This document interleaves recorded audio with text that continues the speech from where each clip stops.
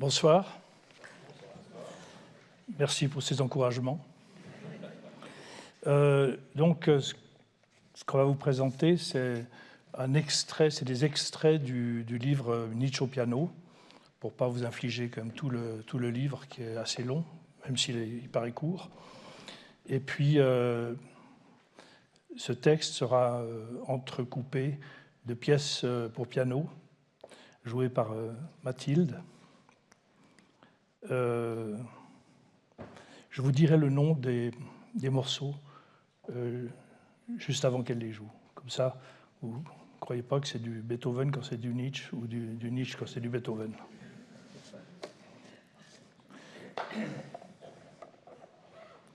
Un jour, par curiosité, j'ai écouté une petite pièce pour piano composée par Nietzsche.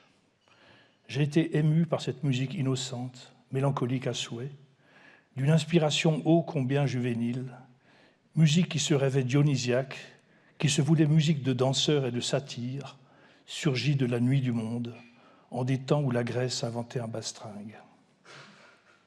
Nietzsche, au clair de lune sur la prairie.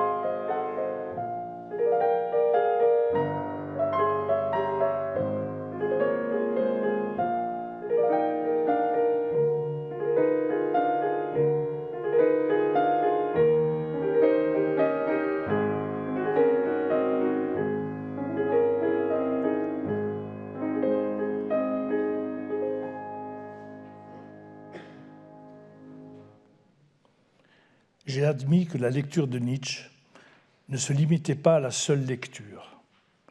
Il s'agissait d'une véritable expérience, en partie philosophique, mais surtout esthétique, c'est-à-dire poétique et musicale, dont nul ne sort indemne.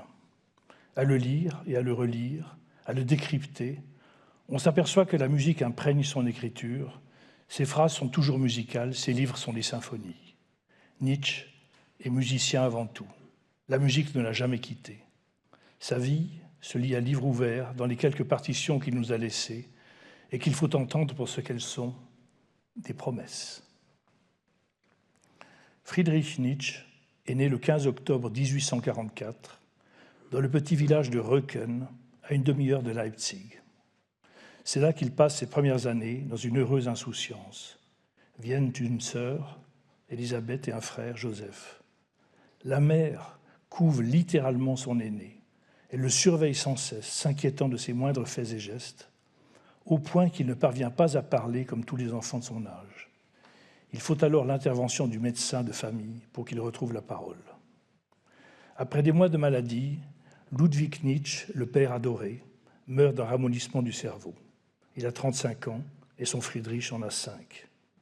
Il fut un pasteur résolument luthérien, lui-même fils de pasteur, doublé d'un excellent pianiste, féru de grande musique. Le dimanche, dans son église, on chantait, on composait même quelques lieds à l'occasion d'un anniversaire ou d'une veillée de Noël. Très tôt, Friedrich se met au piano. Il passe pour un élève doué, apprend à lire la musique et à déchiffrer les œuvres symphoniques qu'il joue dans leur transcription pour clavier. Il ressent pour la musique une profonde affinité. Sa mère s'attache à ce qu'il suive une instruction musicale poussée. Elle prend elle-même des cours de piano afin de pouvoir jouer avec lui et le voir progresser. Il acquiert si bien des connaissances en matière de composition et d'harmonie qu'il se met à écrire des fugues. À l'âge de 14 ans, il compose différentes pièces pour piano, notamment des fantaisies et des mazurkas. Il note « Si Dieu nous a donné la musique, c'est d'abord pour qu'elle nous aide à nous élever plus haut. Elle possède tous les pouvoirs, elle peut nous exalter, nous divertir, nous rasséréner ou briser le cœur le plus rude par la douceur mélancolique de ses accents. Mais sa destination principale est de diriger notre pensée vers ce qui est au-dessus de nous, d'élever notre âme et même de nous ébranler. Si la musique ne sert qu'au divertissement ou à la vaniteuse ostentation, elle est coupable et nuisible. Ce double défaut est pourtant très fréquent. Toute la musique moderne en est envahie. Il compose un arrangement pour 4 voix et des chorales, des messes, un oratorio de Noël, tous restés à l'état d'ébauche. Il parvient néanmoins à achever un miserere. La musique religieuse est pour lui le plus court chemin pour accéder au sacré. Il réclame sans cesse des feuilles de partition, surtout à l'approche de Noël. Il ne peut imaginer cette fête sans nouvelles compositions. Il assiste à de nombreux concerts, à des récitals privés et à des séances de musique de chambre. S'il chante volontiers, c'est au piano qu'il s'exprime le mieux. Il aime improviser et ses auditeurs en sont durablement impressionnés. Ce goût pour l'impromptu, pour le jaillissement spontané des notes, des accords, des tempos ne l'abandonnera jamais. Il a 20 ans. À la fin de ses études à Pforta, aux grandes dames de sa famille, il décide d'abandonner l'idée d'une carrière théologique pour se consacrer à la philologie. Pour autant, il n'abandonne pas le piano ni la composition. Comme son père, il aime la grande musique, et Franz Liszt en particulier. Il écoute Mendelssohn, Beethoven. Il s'enthousiasme pour Chopin. Les premiers leaders qu'il compose font songer à Schubert et à Schumann. Schumann, qu'il surnomme volontiers le douceâtre saxon. Chopin, Nocturne, opus 15, numéro 2.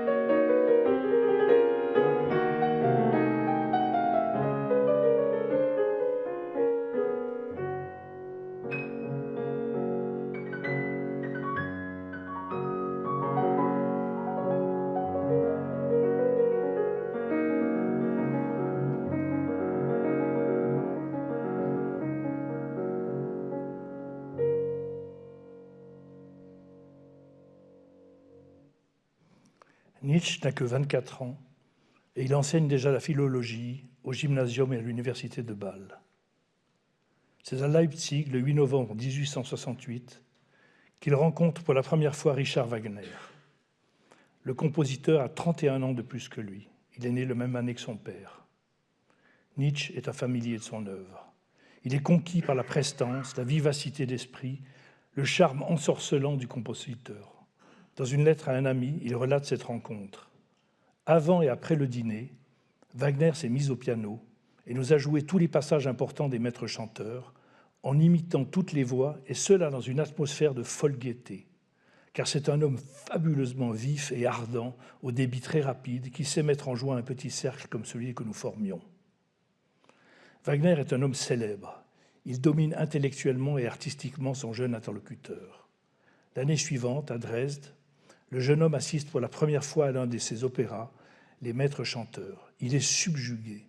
Le moindre de ses nerfs frémit. Il se sent exalté par une émotion inédite et tenace. Une singulière amitié naît entre les deux hommes. Wagner l'invite dans la vaste propriété qu'il loue à Tribschen, sur le rivage du lac des Quatre Cantons, non loin de Lucerne.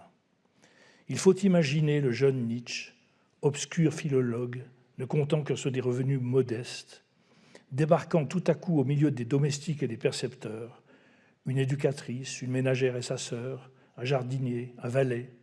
Il assiste au grand train de vie d'une maisonnée de 3 étages, car Wagner a des goûts de luxe, il est régulièrement criblé de dettes. La compagne de Wagner s'appelle Cosima von Bülow. Elle est encore l'épouse du chef d'orchestre Hans von Bülow. Elle est aussi la fille de Franz Liszt. Elle accouche d'un enfant de Wagner que les parents vont prénommer Siegfried. Le compositeur l'épousera bientôt dans l'église protestante de Lucerne. Nietzsche, quant à lui, restera toujours secrètement amoureux de Cosima.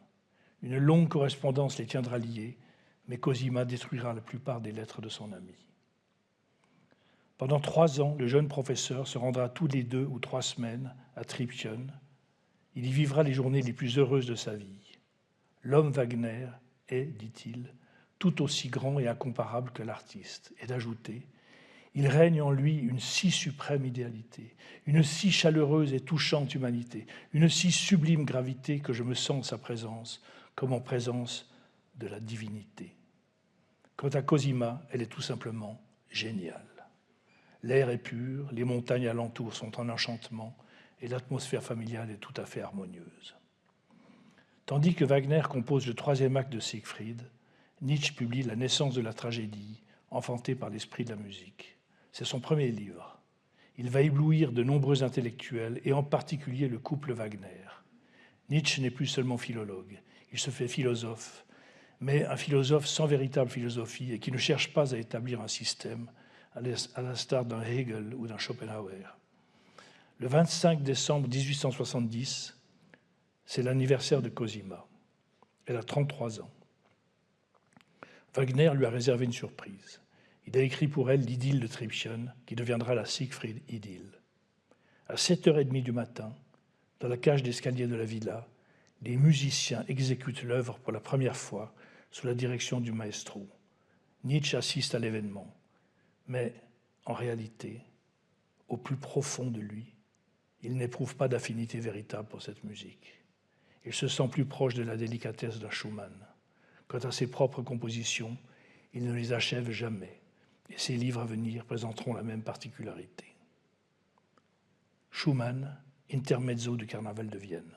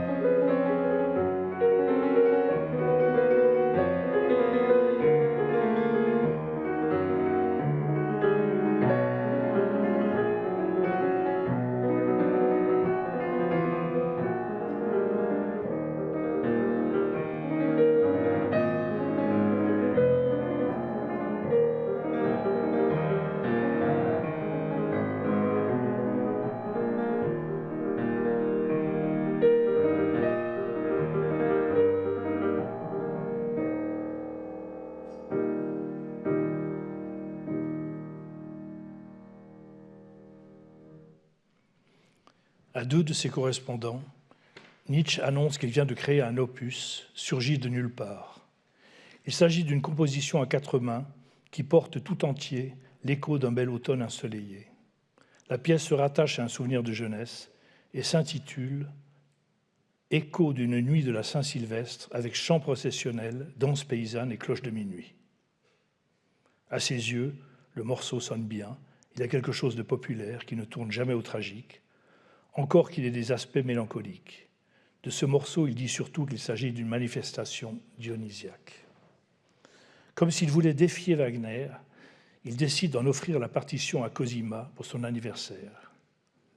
Mais, craignant d'être critiqué, il reste chez lui et se terre, se privant d'une soirée de fête chez les Wagner. Piqué par la curiosité, Cosima se met au piano. L'écoutant, son valet dit haut et fort, en faisant la grimace, « M'a point l'air bon ». Et Cosima, dans une lettre de conclure, « J'avoue que malgré la grande amitié que j'avais alors pour Nietzsche, je ne pus de rire jouer la pièce jusqu'au bout. » Wagner, lui aussi, éclata d'un rire tonitruant. Nietzsche, il y a là-bas un ruisseau.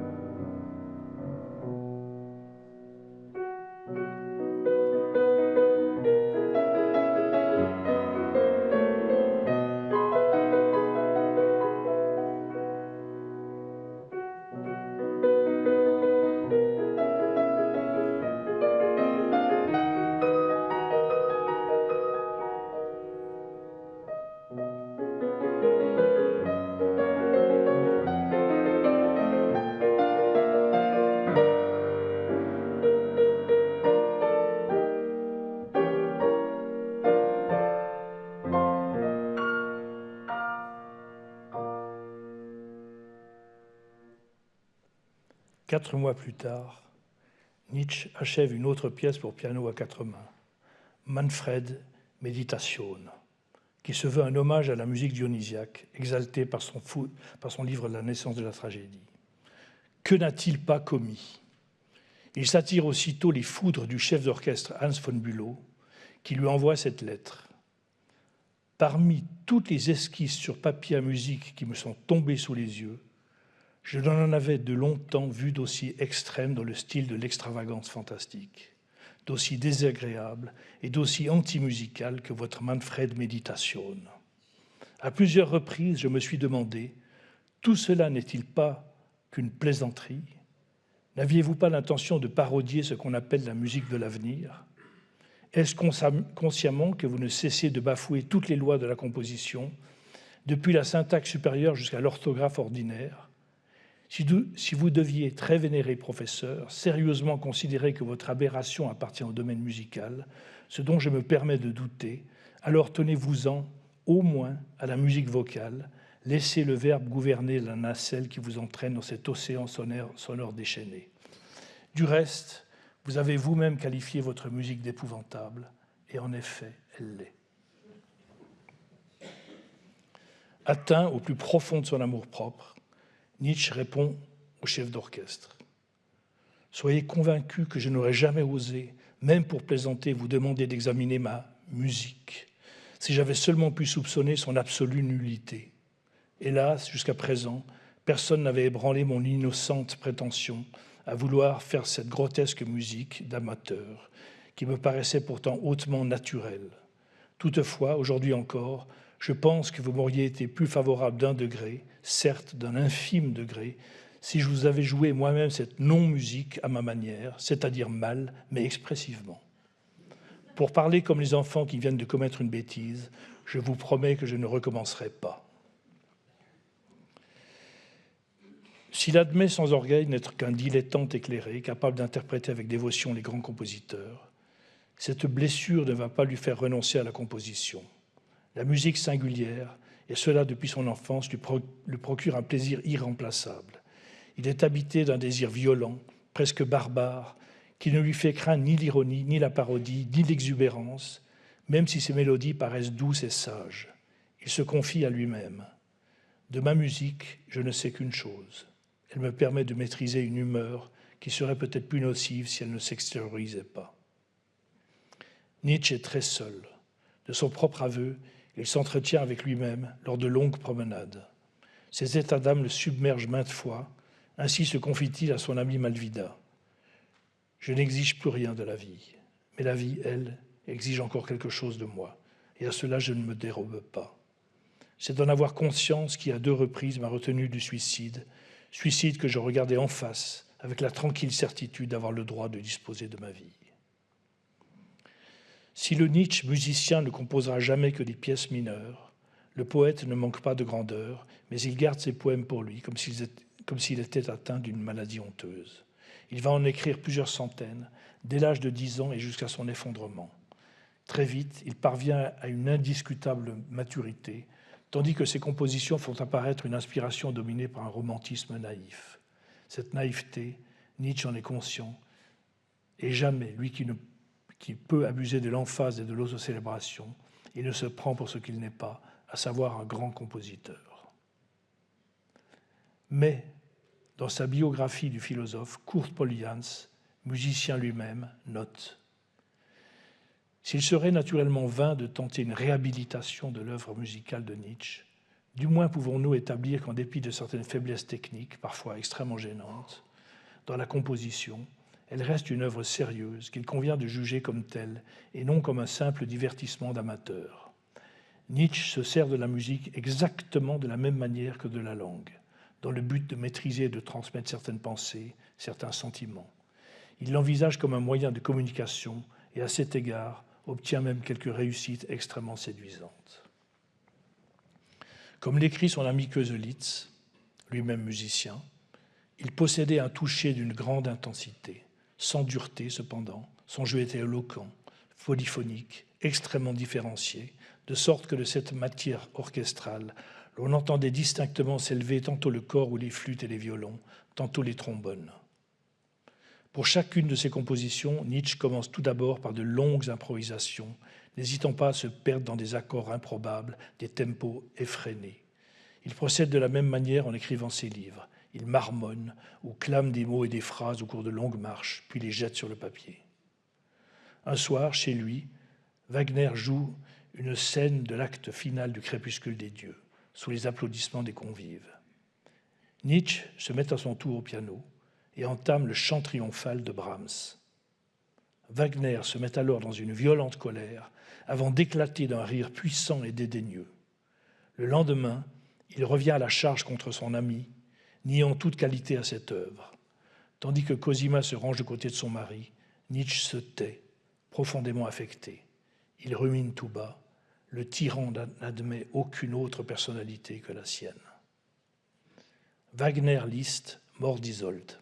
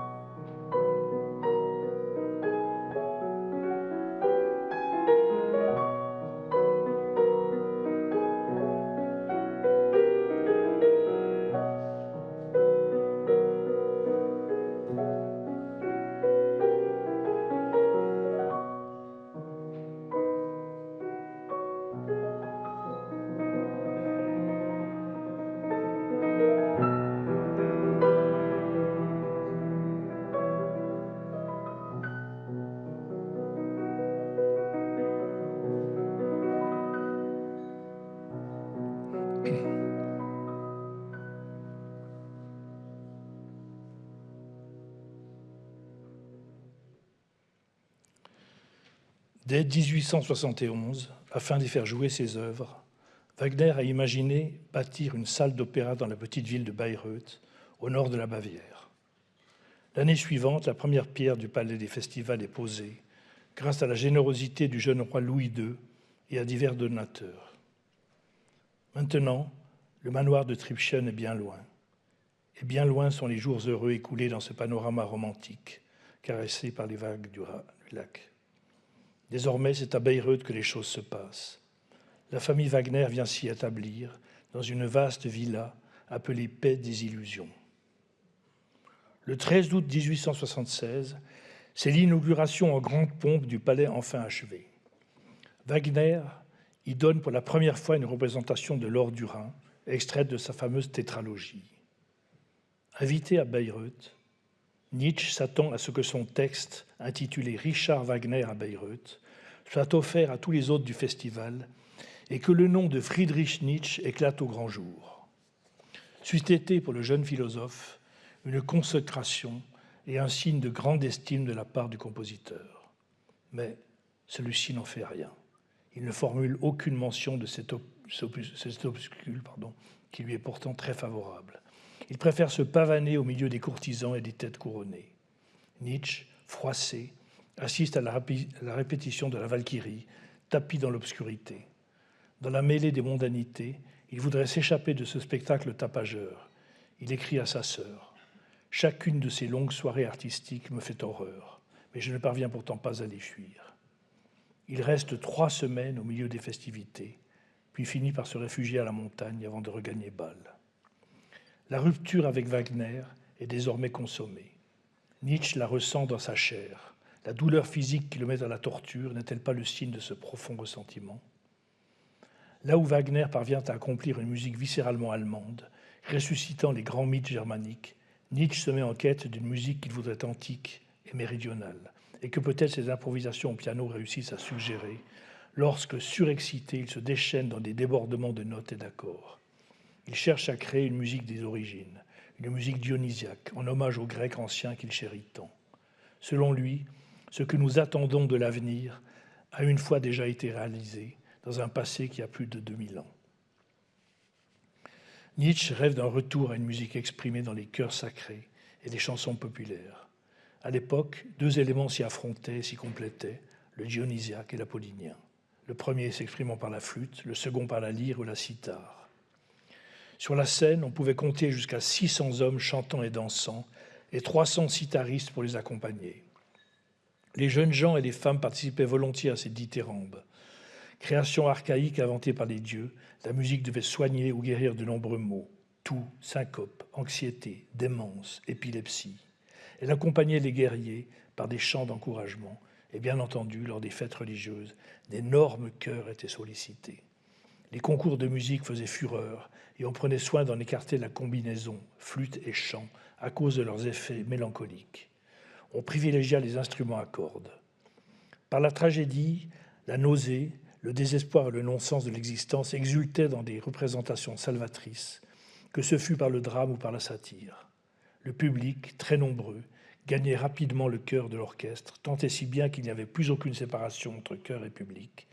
Tout n'était qu'un grandiose chant d'hommes et de femmes travestis en satyres et dansant sous les étoiles. La possession dionysiaque s'emparait de la foule, exaltée en un déchaînement de commotions orgiaques. Plus que le rythme, la mélodie issue des frissons et des spasmes dionysiaques de la chanson populaire devenait la matrice de la tragédie. Un peuple entier se noyait dans la musique, oubliant sa propre existence. Pour Nietzsche, le trait d'union entre les spectateurs devenus acteurs, c'est le mythe, en particulier celui de Dionysos, ce dieu complexe, à la fois satyre et consolateur, chez qui la surabondance de vie est la plus grande. C'est à la musique que revient le pouvoir de faire éclater le mythe au grand jour et de le célébrer. Mais quelle est cette musique dionysienne ? Sans partition, nous n'en avons conservé aucune trace. Dès la fin de la guerre du Péloponnèse, la musique tragique dégénéra au profit d'une musique de théâtre. L'art devint, selon Nietzsche, un divertissement de la plus basse espèce. Schumann, l'oiseau prophète.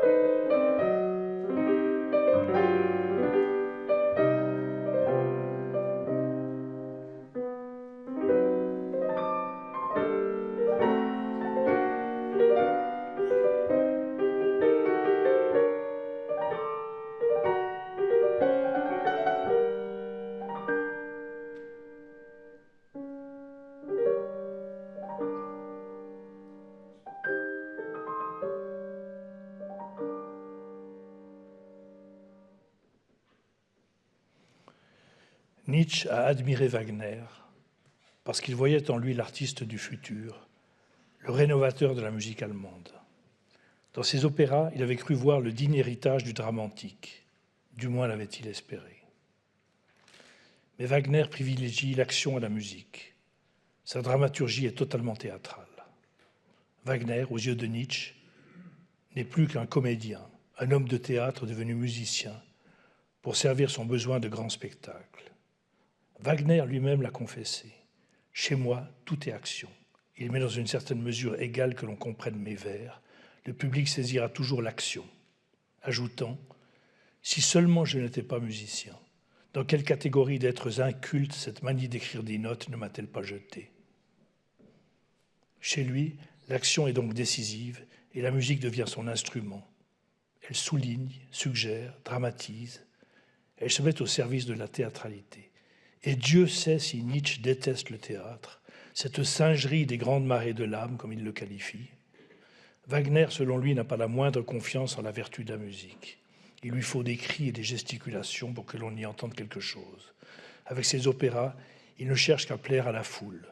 « Je m'adresse à la partie la plus grotesque du public, celle qui va au théâtre », confie-t-il à Cosima. Nietzsche, lui, réclame tout autre chose de la musique. Elle doit s'adresser au plus petit nombre, à une élite exercée. Elle ne doit pas devenir trop publique. Elle procède d'une grande intériorité, d'un recueillement. Elle ne peut appartenir à la foule ni au tout venant. Elle est un rapport de soi à soi, une émotion venue à vif, une émotion qui en appelle au sacré. D'ailleurs, tout antichrétien qu'il est, Nietzsche n'en admire pas moins le chant choral de Martin Luther, le trouvant si profond, si plein de courage et d'âme, si débordant de bonté et de tendresse, qu'il sonne comme le premier appel dionysiaque jaillissant du plus épais taillis à l'approche du printemps. C'est à lui que nous devons la musique allemande. Nietzsche dirait aujourd'hui de Wagner qu'il est un artiste de variété. Vu sous cet angle, le différend entre les deux hommes était inéluctable. À cela s'ajoute la répugnance que Nietzsche éprouva à l'annonce de la conversion des époux Wagner à la religion protestante. Jusqu'alors, il avait vu en Wagner un immoraliste épris de paganisme, le créateur du personnage de Siegfried. Il lui attribuait une bonne part d'antéchrist. Il dira « Je suis le plus déçu de tous les Wagnériens, car à l'instant où plus que jamais il était décent d'être païen, il se fit chrétien. » Avant de sombrer dans la folie, il écrira « C'est dès l'été 1876, alors que le premier festival battait son plein, que j'ai, en mon fort intérieur, pris congé de Wagner. Je ne supporte rien d'équivoque. Or, depuis que Wagner était en Allemagne, il s'abaissait peu à peu à tout ce que je méprise, et même à l'antisémitisme. En fait, il était alors grand temps pour moi de me séparer de lui. J'en eus très vite la preuve. Richard Wagner, en apparence au fait du triomphe, en réalité, un décadent, miné par le désespoir, s'effondra soudain, éperdu et brisé au pied de la croix des chrétiens. Le 14 juin 1879, Nietzsche renonce définitivement à l'enseignement. Professeur de langue et de civilisation grecque depuis l'âge de 25 ans, il aura enseigné 10 ans. Désormais, il ne supporte plus physiquement la musique de Wagner. Elle lui détruit les nerfs. Il rejette également la musique romantique allemande, Brahms en tête. En vérité, toute bonne musique doit pouvoir se siffler, mais les Allemands n'ont jamais su chanter et traînent toujours leur piano derrière eux, d'où leur passion pour l'harmonie. À présent, Nietzsche rêve d'une musique légère, mélodique. Son vœu est exaucé. Par hasard, le 27 novembre 1881, à Gênes, il assiste à une représentation de Carmen, l'opéra de Bizet. Cette musique est pour lui une antithèse ironique à celle de Wagner. Elle fait appel ouvertement à la passion. C'est une musique méridionale, un véritable voyage dans le pays et les mœurs de l'Espagne. Séville, ses cigarières, ses rivaux amoureux, brigadiers, toréadors. Quelques jours plus tard, il écrit à Köselitz « Hier, me croiriez-vous, j'ai entendu pour la 20e fois le chef-d'œuvre de Bizet. » Il y discerne nettement la coloration de chaque instrument, délicatement orchestrée à l'inverse de cette stimulation obscure et souterraine des instincts propres à Wagner. Un an plus tard, il écrira à sa mère « Puis la musique de Carmen a commencé et j'ai succombé pendant une demi-heure aux larmes et aux battements de mon cœur. » Bizet, divers thèmes de Carmen.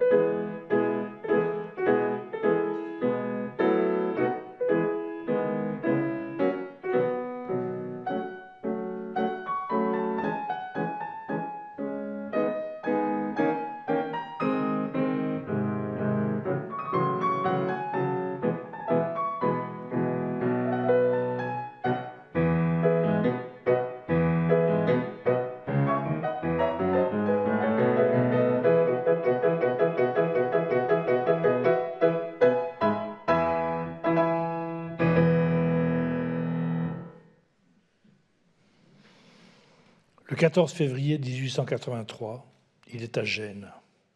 Il apprend par le journal la mort de Richard Wagner. Il est en larmes, à tel point choqué qu'il tombe gravement malade et reste alité plusieurs jours. Avant d'assister à chacun des opéras du vieux sorcier, Nietzsche s'était procuré sa partition pour réduction au piano et l'avait jouée scrupuleusement. Il connaissait cette musique par cœur et, avec sa politesse excessive, il ne manquait pas de faire part de son admiration au maestro, qui ne pouvait qu'en être flatté. Il encensait Parsifal, et notamment son prélude. Quant à Tristan, il n'en voyait pas d'équivalent. Aucune œuvre n'a exercé sur lui pareille fascination. Il avoua, tout bien considéré, ma jeunesse n'aurait pas été supportable sans la musique de Wagner. Mais il se reprendra. Wagner n'aurait pas dû mourir à Venise, mais au bagne. Ou, Wagner est-il un être humain ? N'est-il pas plutôt une maladie ? Il rend malade tout ce qu'il touche. Il a rendu la musique malade. Ou encore, Wagner est une névrose. Libéré de Wagner, il ressent soudain l'avenir de la musique avec effroi. Dans une société où le christianisme et la bière sont les deux grandes drogues du peuple, celle-ci n'a plus pour mission que d'exciter les nerfs fatigués ou de détendre le spectateur paresseux. La musique ne requiert plus la moindre exigence. L'ère du binaire n'est pas loin. Nietzsche voit la musique se mettre au service du plus grand nombre pour ne devenir qu'un divertissement, au même titre que les voyages touristiques.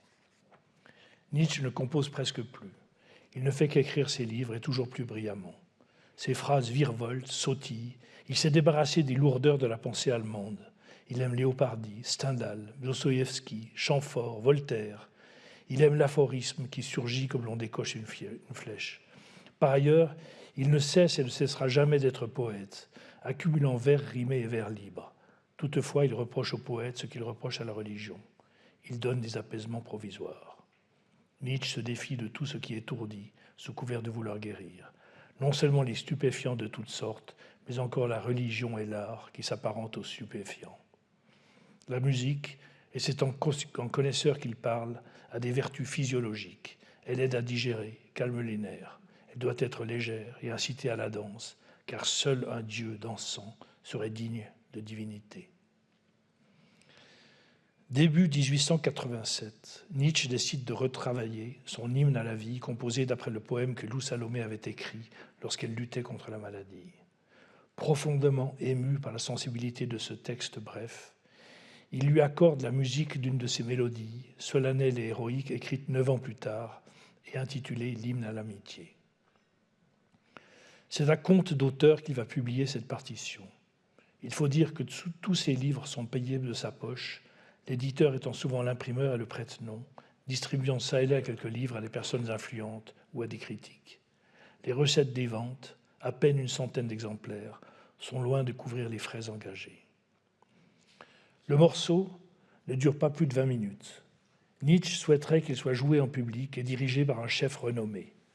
Pour ce faire, convaincu que sa partition est arrivée à maturité, il demande conseil à plusieurs musiciens dont il apprécie le jugement. Dans sa candeur, il pousse l'égarement jusqu'à envoyer la partition à son plus cruel critique, Hans von Bülow, avec ces mots. « Il fut une époque où vous avez prononcé sur une composition musicale de mon cru la plus justifiée des condamnations à mort qu'il soit possible de prononcer. Et pourtant, j'ose malgré tout vous faire parvenir une nouvelle fois quelque chose, un hymne à la vie dont je souhaite d'autant plus qu'il demeure vivant. Ajoutons qu'il serait possible que j'eusse aussi appris quelque chose comme musicien ces 10 dernières années. » Bien sûr, ce courrier restera sans réponse. Malgré ses espoirs et tous ses efforts, le philosophe doit se rendre à l'évidence, sa musique n'intéresse personne. S'il n'a pas tout à fait abandonné la composition musicale, c'est encore et toujours comme interprète et comme improvisateur qu'il se fait remarquer partout où l'envie lui prend de se mettre au piano. Les témoins sont nombreux pour dire que son jeu, son toucher, sa passion sont époustouflants. Encore une fois, Nietzsche est au plus profond de son être un musicien. Il répète volontiers « La vie sans musique n'est qu'une erreur ». Au printemps, il adopte Turin comme capitale de son cœur. Il ne tarit pas d'éloges sur cette ville tardive, baroque, aristocratique. Il aime se promener le soir sous les arcades jusqu'au bord du Pô. Turin en compte 19 kilomètres. Nietzsche a trouvé un modeste logement, place Carlo Alberto, au centre de la ville, chez un monsieur David Effinot. D'un côté, l'appartement donne sur la place, de l'autre sur une galerie somptueuse, dans laquelle le soir on y donne des concerts. Lorsqu'il se rend au théâtre, il apprécie tout particulièrement l'opérette et Offenbach. Offenbach, Barcarolle.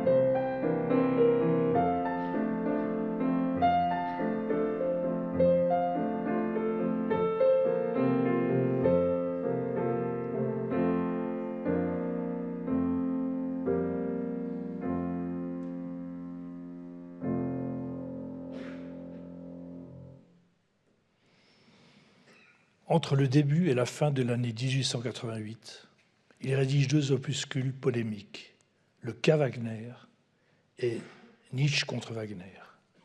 Dans le premier, il revient sur ses accusations principales. Wagner n'est qu'un comédien. Le musicien s'est effacé au profit de l'art de mentir. Et Nietzsche en rajoute à propos du théâtre. C'est toujours un en deçà de l'art, toujours quelque chose de secondaire, de grossi, quelque chose de gauchi, de forgé de toutes pièces à l'usage des masses. Pour lui, son ancien ami et maître n'a pas sa place dans l'histoire de la musique. Il n'y figure qu'en tant que comédien. Dans le second pamphlet, achevé le jour de Noël, c'est-à-dire 14 jours avant l'effondrement, il rappelle que Wagner est passé maître dans l'art de tirer des accents du monde des âmes souffrantes, opprimées, torturées, et de prêter une voix à la détresse muette. Wagner est un homme qui lui-même a souffert, et il sait l'exprimer. Mais il préfère la grandiloquence, la théâtralité. Au théâtre, reprend Nietzsche, on devient glaive, troupeau, femme, pharisien, bétail électoral, marguillier de paroisse, imbécile, wagnérien. Là, la conscience la plus personnelle succombe à la magie niveleuse du grand nombre. Là, le voisin est roi. Là, on devient soi-même un voisin. À lire ce texte vitupérant, s'y glisse une certaine mélancolie. L'auteur y évoque Handel, Luther et Mozart avant de s'épancher. C'est dans la musique de Beethoven et de Rossini qu'expire mélodieusement le XVIIIe siècle, le siècle de la rêverie, de l'idéal brisé, du fugace bonheur. Toute musique vraie, toute musique originale est un chant du cygne. Et de conclure, les Grecs étaient superficiels à force de profondeur.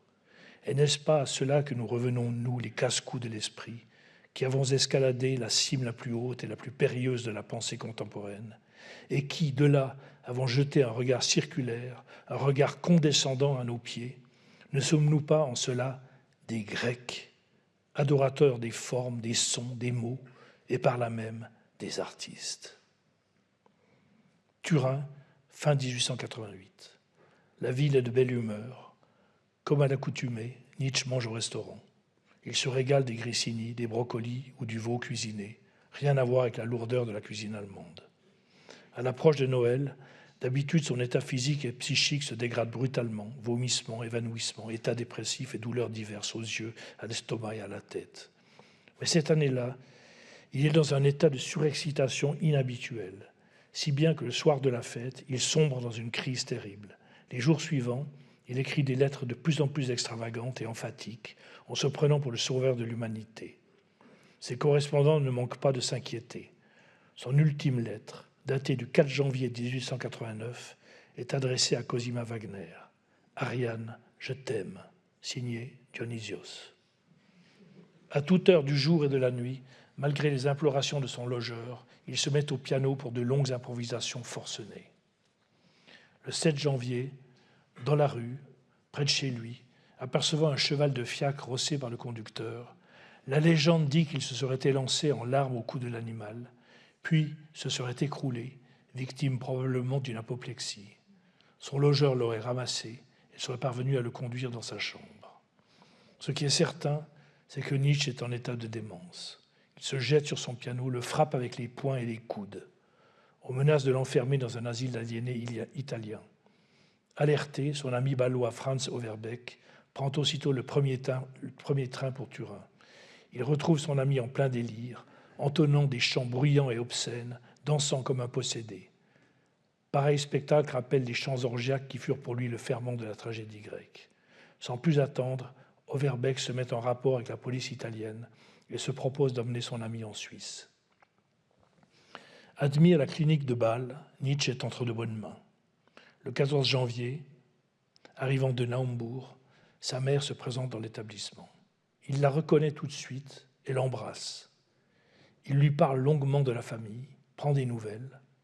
Il paraît presque sensé, mais soudain il s'écrie « Vois en moi le tyran de Turin !» Puis il se perd dans des propos sans queue ni tête. La visite est terminée. La mère n'accepte pas le diagnostic des médecins. Elle pense qu'à force de prières, son fils retrouvera bientôt la raison. Dans le journal du malade, un médecin a noté « Elle donne l'impression d'une femme bornée ». Après une semaine, elle décide de le faire venir à Iéna, où il pourra être soigné dans la clinique psychiatrique de la ville. Elle pourra ainsi lui rendre visite chaque jour. Nietzsche va d'abord rester plus d'1 an sous la surveillance assidue des médecins. C'est un malade irascible qui passe volontiers d'une humeur à l'autre, d'une apparente stabilité aux cris les plus furieux.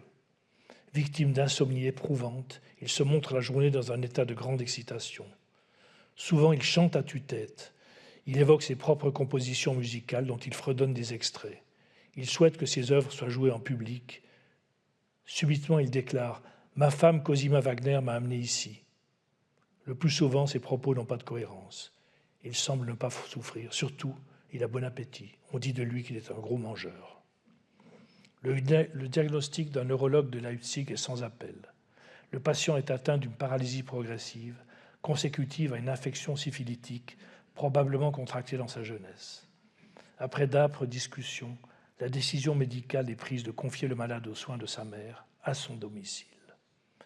Car Nietzsche s'est calmé. Il entame une longue vie végétative qui va durer 10 ans, dont 7 auprès de sa mère.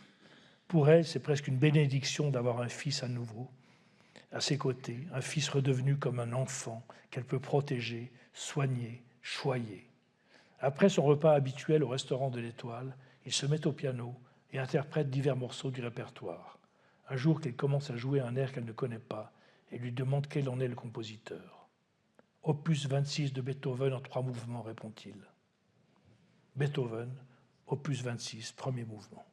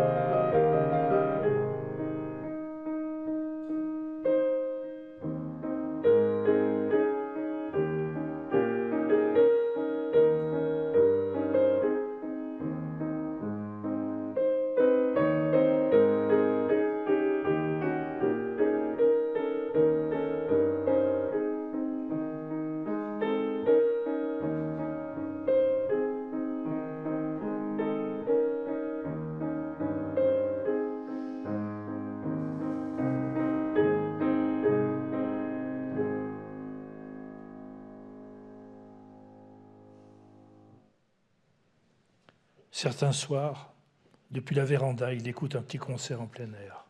La musique l'envoûte, elle l'apaise.